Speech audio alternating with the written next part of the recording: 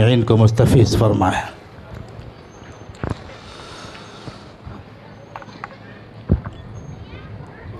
السلام علیکم ورحمۃ اللہ وبرکاتہ۔ الحمد للہ وکفى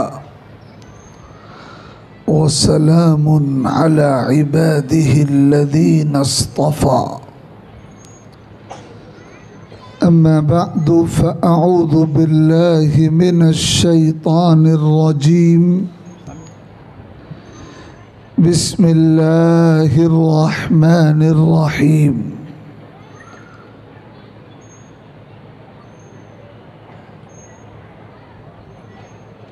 فآمنوا بالله ورسوله والنور الذي أنزلنا والله بما تعملون خبير۔ يوم يجمعكم ليوم الجمع ذلك يوم التغابن، صدق الله ربنا العلي العظيم۔ وقال سيدنا ومولانا محمد صلى الله عليه وسلم، إن هذا القرآن مأدبة الله فتعلموا من مأدبته ما استطعتم، صدق رسول اللہ صلی اللہ علیہ وسلم۔ اسٹیج پر تشریف فرما علماء کرام، عمائدین اور حفاظ کرام، قابل احترام بزرگوں،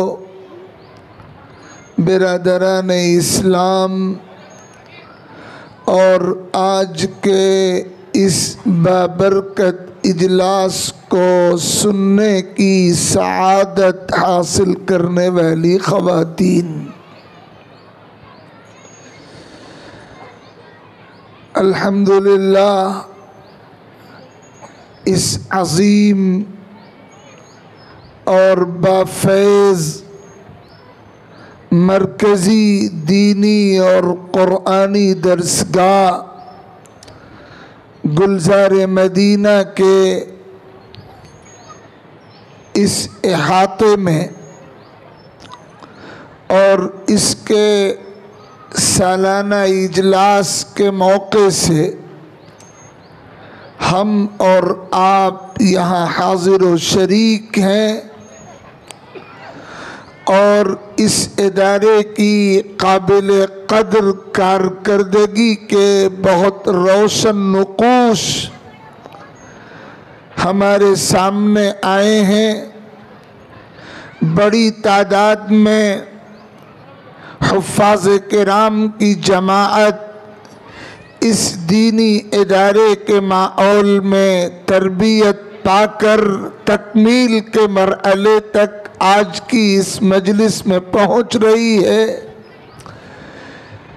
آپ نے اس کارکردگی کو سنا، دستار بندی کے اس بابرکت منظر کو اپنی آنکھوں سے دیکھا، اور ابھی مختصر سی گفتگو کے بعد انشاءاللہ تکمیل کی مجلس بھی منعقد ہوگی۔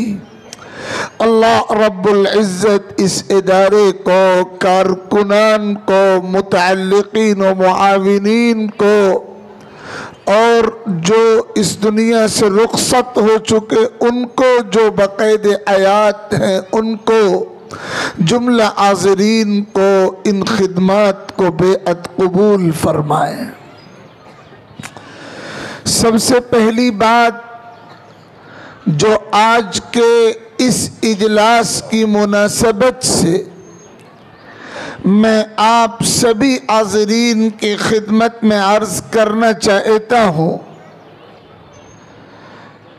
دین کی خدمت میں مصروف اداروں کا، دینی مدارس اور دینی مکاتب اور قرآنی درسگاہوں کا اصل کام، اصل مشن اور اصل مقصود یہ ہوتا ہے کہ تمام اہل ایمان مرد و خواتین اللہ تعالیٰ کی کتاب اور اللہ تعالیٰ کے دین متین سے فکری اور نظریاتی طور پر بھی، قلبی اور دماغی طور پر بھی اور مکمل عملی طور پر بھی وابستہ ہو جائیں۔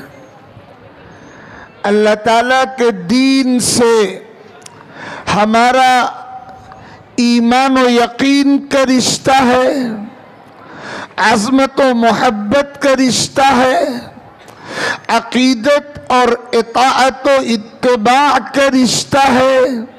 یہ رشتہ نہ صرف یہ کہ زندہ رہے اور باقی رہے، بلکہ یہ رشتہ تمام تر فتنوں کا مقابلہ کرتے ہوئے، تمام تر آلات کا مقابلہ کرتے ہوئے مضبوط ہوتا چلا جائے، پختہ ہوتا چلا جائے، اتنا مضبوط اور اتنا پختہ ہو جائے کہ پھر کوئی طاقت اور کوئی فتنہ اس رشتے کو کمزور نہ کر سکے، اس رشتے کو متاثر نہ کر سکے، دین سے ہماری وابستگی کو کوئی زک، کوئی نقصان نہ پہنچائی جا سکے۔ یہ وہ مقصود ہے جس کے تحت مدارس کا پورا نظام قائم ہے، اور الحمدللہ مدارس اپنے اس مشن میں پوری دیانتداری کے ساتھ اور پوری عزیمت اور پوری ہمت کے ساتھ لگے ہوئے ہیں۔ اللہ تعالیٰ اس سلسلے کو صبح قیامت تک باقی اور جاری فرمائے۔ اللہ تعالیٰ کی کتاب قرآن مجید اہل ایمان کے لیے بھی اور پوری انسانیت کے لیے بھی عظیم الشان نسخہ ہدایت ہے، اور اس سے جڑے بغیر کوئی انسان نہ اس دنیا میں کامیابی کی منزلیں طے کر سکتا ہے اور نہ آخرت کی دنیا میں سعادتوں اور کامیابیوں سے سرفراز ہو سکتا ہے۔ اصل مسئلہ یہ ہے، اور اس طرح کے اجلاسات یہی سبق، یہی پیغام منتقل کرنے کے لیے منعقد ہوتے ہیں۔ اصل سوچنے کی بات اور سمجھنے کی بات یہ ہے کہ ہم یہ جائزہ لیں کہ اللہ تعالیٰ کی کتاب سے اور اللہ تعالیٰ کے دین سے اور قرآن مجید سے ہمارا تعلق کس درجہ ہے۔ دعوت تو ہم میں سے ہر ایک کی زبان پر ہے کہ ہم قرآن سے تعلق رکھنے والی امت ہے، ہم قرآن سے وابستگی کی اور قرآن سے اپنے تعلق کے دعوے خوب کرتے ہیں، لیکن جائزہ یہ لینا ہوتا ہے اور اسی کی ضرورت ہے کہ اللہ تعالیٰ کی کتاب سے وابستگی اور تعلق کا جو دعویٰ ہم کر رہے ہیں، یہ دعویٰ کتنا سچا ہے، اللہ تعالیٰ کی ترازو میں اس دعوے کا وزن کتنا ہوگا۔ کیا سچائی کے ساتھ، امانت داری کے ساتھ اور پورے صدق قلب کے ساتھ ہمارا یہ دعویٰ ہے، یا صرف ایک رسمی بول اور ایک روٹین کی بات ہے جو ہماری زبانوں پہ جاری ہو جایا کرتی ہے؟ ہمیں یہ جائزہ لینا ہے، اور اس کے لیے جو معیار صحابہ کرام رضوان اللہ علیہم اجمعین نے اور ہمارے سلف نے قرآن کی روشنی میں اور احادیث مبارکہ کی روشنی میں متعین فرمایا ہے، وہ معیار یہ ہے کہ سچے ایمان والے کے لیے اللہ تعالیٰ کی کتاب سے سچے اور معتبر تعلق کی 7 بنیادیں ہیں۔ قرآن سے ہمارے تعلق کی عمارت ان 7 بنیادوں پر اگر قائم ہے تو یہ تعلق اللہ تعالیٰ کے دربار میں سچا ثابت ہوگا، اور اگر خدا نخواستہ ہمارے تعلق کی عمارت ان بنیادوں پر قائم نہیں ہے اور کمزوریاں ہیں، لاپرواہیاں ہیں، غفلتیں ہیں، بے توجہی اور بے فکری اور کسل مندی کا انداز ہے، تو پھر اللہ تعالیٰ کے دربار میں اللہ کی کتاب سے ہمارے تعلق کے دعوے کبھی بھی سچے اور معتبر ثابت نہیں ہو سکیں گے۔ قرآن مجید سے تعلق کی سب سے پہلی بنیاد تو کامل ایمان و یقین ہے۔ میں نے خطبے میں قرآن مجید کی ایک سورت التغابن کی ایک آیت تلاوت کی۔ اللہ تعالیٰ نے تمام انسانوں کو خطاب کر کے فرمایا فَآمِنُوا بِاللَّهِ وَرَسُولِهِ وَالنُّورِ الَّذِي أَنزَلْنَا وَاللَّهُ بِمَا تَعْمَلُونَ خَبِيرٌ۔ اے لوگو اللہ پر ایمان لاؤ، اللہ کے رسول پر ایمان لاؤ، اور وہ نور ہدایت کا، وہ روشنی ہدایت کی، وہ اجالا ہدایت کا، وہ چراغ ہدایت کا جو قرآن کی صورت ہم نے اتارا ہے اس پر ایمان لاؤ۔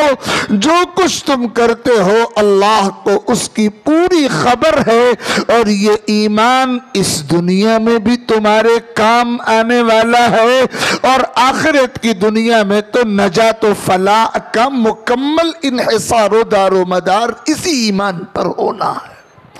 تو سب سے پہلی بنیاد ہے ایمان و یقین، اللہ کی کتاب کے برحق ہونے کا عقیدہ، اس کے سراپا سچائی ہونے کا یقین۔ ذَلِكَ الْكِتَابُ لَا رَيْبَ فِيهِ، یہ وہ کتاب ہے جس کی سچائی میں ادنا درجے کا بھی شک و شبہ نہیں ہو سکتا۔ وَإِنَّهُ لَكِتَابٌ عَزِيزٌ لَا يَأْتِي الْبَاطِلُ مِنْ بَيْنِ يَدَيْهِ وَلَا مِنْ خَلْفِهِ تَنزِيلٌ مِنْ حکیم امید، یہ وہ کتاب ہے جو غالب آنے والی کتاب ہے، اور باطل اس کتاب کو کسی بھی اینگل سے کبھی نقصان نہیں پہنچا سکتا، اس کے ابدی اور برحق پیغام کو کبھی مٹایا اور بجھایا اور دھدلا نہیں کیا جا سکتا۔ یہ اس اللہ کا نازل کردہ کلام ہے جس کی ذات حکمتوں سے لبریز ذات ہے، اور تمام کمالات کا سرچشمہ وہی ذات ہے اللہ رب العزت کی۔ ایمان اور یقین یہ سب سے پہلی بنیاد ہے۔ ایمان مجمل بھی آپ پڑھتے ہیں اور ایمان مفصل بھی آپ پڑھتے ہیں، اور اس حقیقت سے آپ باخبر ہیں، اور ہمیشہ یہ حقیقت دلوں اور دماغوں میں تازہ رہنی چاہیے کہ جس طرح اللہ کو معبود حقیقی وحدہ لا شریک مانے بغیر، اور جس طرح رسول اکرم صلی اللہ علیہ وسلم کو رسول اور آخری پیغمبر اور اپنا اول و آخر رہبر و رہنما ہادی و مصلح مانے بغیر، اور جس طرح عالم آخرت کو سچے دل سے مانے بغیر، فرشتوں کے وجود کی حقیقت کو تسلیم کیے بغیر، اور تقدیر کے نظام کو مانے بغیر کوئی شخص ایمان والا نہیں کہلا سکتا۔ اسی طرح اللہ تعالیٰ کی کتاب قرآن مجید کو کتاب اللہ مانے بغیر، سچی کتاب مانے بغیر، اس کے ایک ایک حرف کو برحق مانے بغیر کوئی انسان ایمان والوں کی فہرست میں شامل نہیں ہو سکتا۔ یہ وہ مضمون ہے جو آیات قرآنیہ میں اور احادیث مبارکہ میں بار بار دہرایا گیا ہے، مختلف اسلوبوں میں ریپیٹ کیا گیا ہے، بیان کیا گیا ہے۔ اللہ تعالیٰ کا شکر ہے کہ اس نے ہم کو اپنی ذات و صفات پر، اپنے کلام پر، اپنے رسول عالی صلی اللہ علیہ وسلم پر ایمان کی نعمت عطا فرمائی ہے، اللہ تعالیٰ اسی ایمان پر زندہ رکھے اور اسی ایمان پر عافیت کے ساتھ خاتمہ عطا فرمائے۔ لیکن یاد رکھیے گا، فتنوں کا جو سیلاب پوری دنیا میں اور خاص طور پر آپ کے سامنے گرد و پیش میں، اس ملک میں، اطراف میں ہمارے وجود کو اپنے نرغے میں لیے ہوئے ہے، فتنوں کے اس طوفان کا اول و آخر ٹارگٹ آپ اور آپ کی نسلوں کا ایمان ہے، بچوں اور بچیوں کا ایمان ہے۔ ایمان والے کے لیے مطمئن ہو کر بیٹھ جانے کا موقع نہیں ہے، غفلت کی نیند سونے کا موقع نہیں ہے، اپنے مشن سے غافل ہو جانے کا موقع نہیں ہے، اپنے کام سے بے پرواہ ہو جانے کی گنجائش نہیں ہے۔ ہمارے لیے تو ہر لمحہ بیداری کا لمحہ ہونا چاہیے۔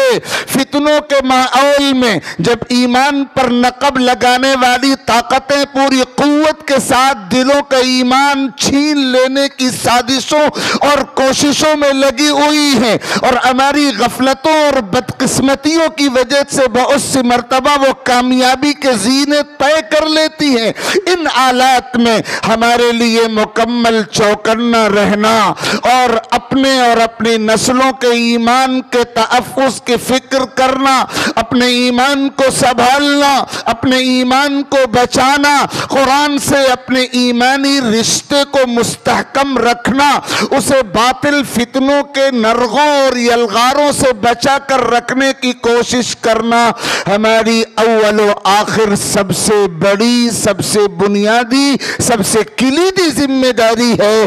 اور یہی ذمہ داری کا شعور بیدار ہو جائے، اس کے لیے یہ مجالس منعقد کی جاتی ہیں اور آپ کو زحمت دی جاتی ہے۔ تو سب سے پہلی ذمہ داری ہے ایمان و یقین کی، ایمان کے تحفظ کی، گھر کے مستورات اور گھر کے مردوں کے ایمان کے تحفظ کی، بچوں اور بچیوں کے ایمان کے تحفظ کی، قرآن سے رشتہ جوڑے بغیر اور قرآن کے دامن میں پناہ لیے بغیر اور رسول اللہ صلی اللہ علیہ وسلم کی تعلیمات کی رحمتوں کے سائے میں آئے بغیر ہم میں کوئی شخص اپنے ایمان کو، اپنے کردار کو محفوظ اور پاکیزہ بنائے رکھنے میں کامیاب نہیں ہو سکتا۔ دوسری ذمہ داری قرآن کے تعلق سے قرآن مجید کی تلاوت کا اہتمام۔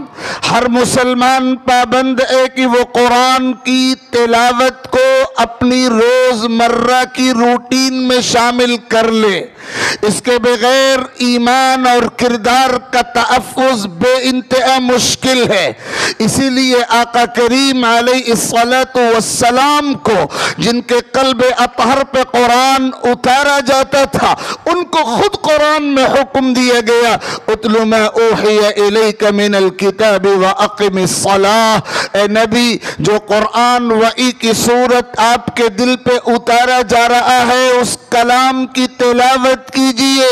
وَاتْلُ مَا أُوحِيَ إِلَيْكَ مِنْ كِتَابِ رَبِّكَ لَا مُبَدِّلَ لِكَلِمَاتِهِ وَلَن تَجِدَ مِن دُونِهِ مُلْتَحَدًا۔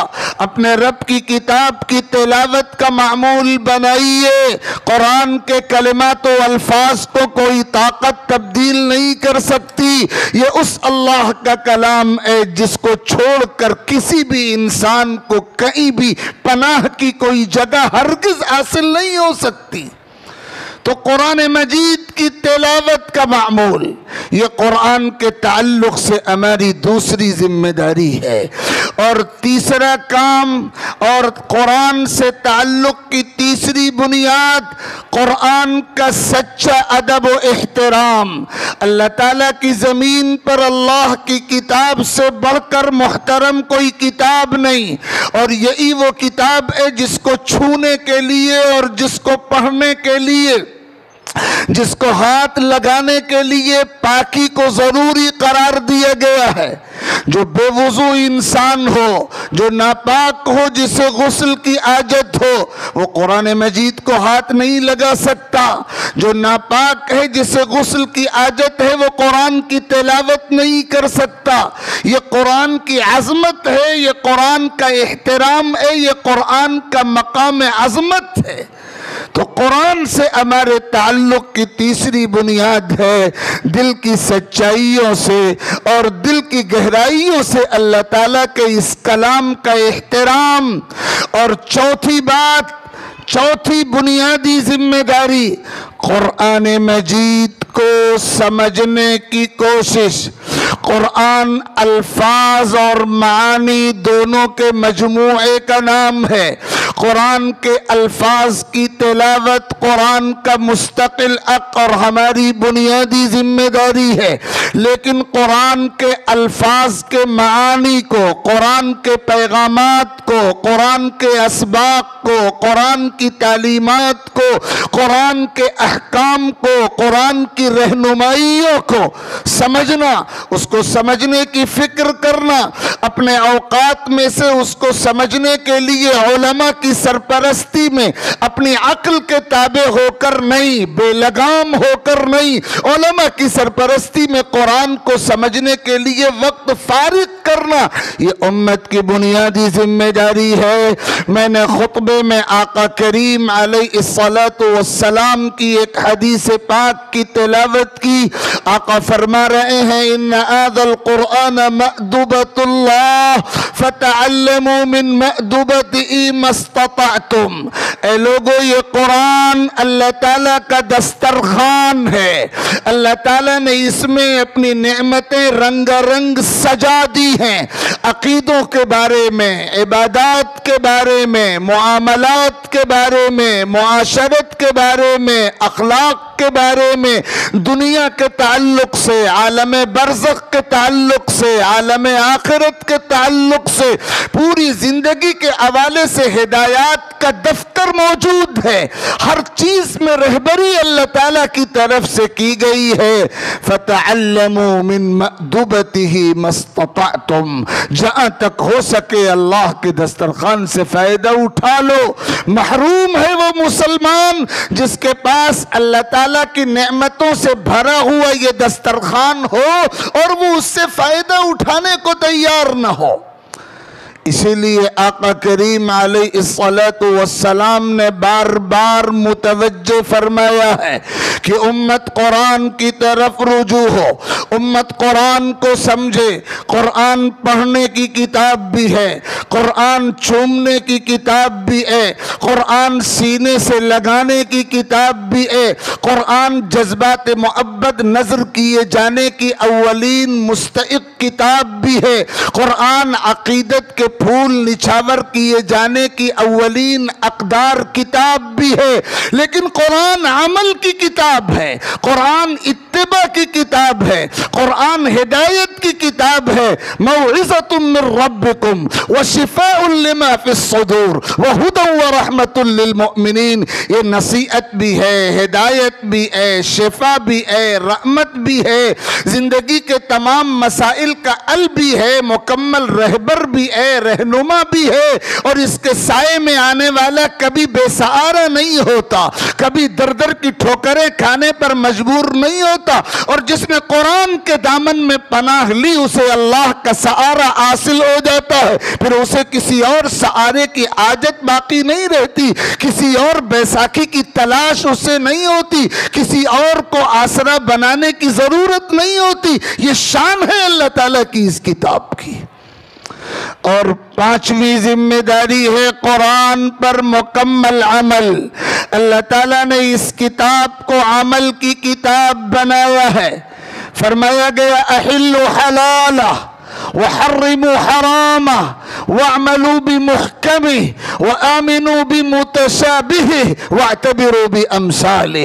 قرآن میں جس کو حلال بتایا گیا اسے حلال سمجھو، جسے حرام بتایا گیا اسے حرام سمجھو، جو واضح احکام دیے گئے ان پر عمل کرو، ان کی اتباع کرو. جو مثالیں، جو مضامین، جو قصے، جو احوال بیان کیے گئے ان سے نصیحت اور عبرت اور موعظت حاصل کرو. اللہ تعالیٰ نے اس کتاب کو عمل کی کتاب بنایا ہے اور خود فرمایا وَاعْتَصِمُوا بِحَبْلِ اللَّهِ جَمِيعًا. اللہ تعالیٰ کی رسی ہے یہ قرآن، اسے مل کر مضبوطی سے تھام لو. یعنی اپنا فکری اور نظریاتی اور عملی رشتہ اللہ تعالیٰ کی اس کتاب سے پختہ کر لو. چھٹی ذمہ داری قرآن کی اشاعت کا کام، قرآن کو پھیلانے کا کام. اور یاد رکھیے گا قرآن کی اشاعت کا لفظ جب بولا جاتا ہے تو اس کے معنی یہ بھی ہے کہ آپ قرآن کی تعلیم سے اپنے آپ کو جوڑیں، اپنی نسلوں کو قرآن کی تعلیم سے جوڑیں. قرآن کی تعلیم سے جوڑنا یہ فرض عین ہے. اللہ تعالیٰ نے اس کو لازم فرمایا ہے. مسلمانوں کے سماج کا کوئی فرد، کوئی چھوٹا بڑا قرآن کی تعلیم سے محروم نہ ہو، یہ اللہ کا مطالبہ ہے. امت قرآن سے جوڑے. اشاعت کا ایک پہلو یہ ہے. اور دوسرا پہلو یہ قرآن مسلمانوں کی ملکیت اور پراپرٹی نہیں ہے، یہ پوری انسانیت کے نام اللہ تعالیٰ کے ہدایت نامہ ہے. اس لیے اس کا پیغام ہم پوری دنیا تک منتقل کریں، اپنوں تک، غیروں تک، برادران وطن تک، ان لوگوں تک جن تک ابھی قرآن کا پیغام نہیں پہنچا، جن کے دلوں میں ایمان کا نور داخل نہیں ہوا، ان تک ذمہ داری ہے ہماری کہ ہم قرآن کا پیغام پہنچائیں. وہ پیغام جو انسانیت کا پیغام ہے، جو محبت کا پیغام ہے، جو ہدایت کا پیغام ہے، جو خیر کا پیغام ہے، جو رحمت کا پیغام ہے، جو مشکلات کو دور کرنے والا پیغام ہے، جو زندگی کو آسان کر دینے والا پیغام ہے، جو فطرت کے تقاضوں سے ہم آہنگ پیغام ہے، جو حقیقی ضرورتوں کی تکمیل کا ضامن پیغام ہے، اور جو خیر کے راستے پر لے جانے والا اور شر کے راستے سے روکنے والا پیغام ہے. یہ پیغام دوسروں تک پہنچانا یہ ہماری ذمہ داری ہے. اور ساتواں اور آخری کام اللہ تعالیٰ کی کتاب کے خدام کا احترام، دینی خدمت کرنے والوں کا احترام. آقا کریم فرما گئے حامل القرآن حامل رأیت الاسلام فمن اکرمہ فقد اکرمنی ومن اہانہ فعلیہ لعنت اللہ. قرآن کا خادم اسلام کا پرچم بلند کرنے والا ہے. جو قرآن کے خادم کا احترام کرتا ہے وہ میرا احترام کرتا ہے، اور جو قرآن کے خادم کی توہین کرتا ہے وہ ملعون ہے، اس پر اللہ تعالیٰ کی لعنت ہے، وبال ہے، پھٹکار ہے. قرآن کے خدام کا احترام، قرآن کی خدمت کرنے والے، قرآن کو پڑھنے والے، قرآن کو پڑھانے والے، یہ طلباء، یہ حفاظ، یہ علماء، یہ قراء، یہ ائمہ، یہ حاملین قرآن اس امت کا سب سے بہترین طبقہ ہے. اس امت کا سب سے کریم طبقہ ہے خدام قرآن کا. اور یہ بات میں اپنی طرف سے نہیں، بار بار آپ سن چکے، آقا کریم علیہ السلام کی فرمائی ہوئی بات ہے، مشہور حدیث ہے، خیرکم من تعلم القرآن وعلمہ. تم میں سب سے بہتر وہ ہے جو قرآن کو سیکھتا ہے اور قرآن کو سکھاتا ہے. اس لیے قرآن کے خدام کا احترام امت کے ذمے قرآن سے تعلق کی اولین بنیادوں میں سے ہے. ہمیں اپنا ایمان بھی اللہ کی کتاب پر پختہ مستحکم رکھنا ہے. تلاوت کا اہتمام روزانہ کی بنیادوں پر کرنا ہے. سچے دل سے قرآن کا مقام عظمت بھی پہچاننا ہے. علماء کی سرپرستی میں قرآن کی تعلیمات کو سمجھنے کے لیے کوشش بھی کرنی ہے، وقت بھی فارغ کرنا ہے، قرآن پر مکمل عمل کا مزاج اور جذبہ پیدا کرنا ہے، خود بھی قرآن کی تعلیم سے جوڑنا ہے، اپنی اولاد کو بھی قرآن کی تعلیم سے جوڑنا ہے، امت میں بھی قرآن کی تعلیم کو عام کرنے کی فکر کرنی ہے، اور غیروں تک بھی قرآن کا پیغام محبت اپنی بساط کے مطابق منتقل کرنا ہے، اور قرآن کے خدام کا سچے دل سے احترام کرنا ہے۔ یہ قرآن سے تعلق کی ہماری بنیادیں، اگر ہم ان بنیادوں پر تعلق کی عمارت کھڑی کریں گے، کل قرآن قیامت کے روز ہمارے حق میں سفارش کرنے والا بنے گا، اور خدا نخواستہ غفلتیں ہوئیں، حقوق کی ادائیگی میں کوتاہیاں ہوئیں، تو کہیں ایسا نہ ہو کہ قرآن ہمارے خلاف میدان محشر میں فریادی بن کر کھڑا ہو جائے۔ ان مدارس کا، اس گلزار مدینہ کا، اور تمام قرآنی درسگاہوں کا، اور اس طرح کے اجتماعات کا، ان تقریبات کا بنیادی پیغام یہی ہوتا ہے کہ امت قرآن کے سانچے میں آئے، غفلتوں کے خول سے باہر نکلے، ایمان و کردار کی حفاظت و پاکیزگی کی مہم کے لیے سرگرم ہو جائے۔ ہم ایمرجنسی صورتحال میں ہیں، نارمل صورتحال میں نہیں ہیں، ہمیں ہر لمحہ چوکنا رہنا پڑے گا، اپنے ایمان کی حفاظت کے لیے، اپنے بچوں کے ایمان کے تحفظ کے لیے، اپنے کردار کو پاکیزہ رکھنے کے لیے، اپنے متعلقین اور اہل و عیال کے کردار کو پاکیزہ رکھنے کے لیے میں دل کی گہرائیوں سے اس ادارے کے ذمہ داران بطور خاص حضرت مولانا مصباح صاحب دامت برکاتہم کو مبارکباد دیتا ہوں کہ انہوں نے یہ نظام بنایا اور یہ بزم آراستہ کی اپنے معاونین کے تعاون سے، اور یہ بڑی ٹیم حفاظ کرام کی یہاں سے تیار ہوئی۔ اللہ تعالیٰ اس ادارے کو روز بروز ترقیات عطا فرمائیں، اور اس کے فیوز اور اس کی برکات دور دور تک منتقل فرمائیں۔ آمین۔ وآخر دعوانا ان الحمد للہ رب العالمین۔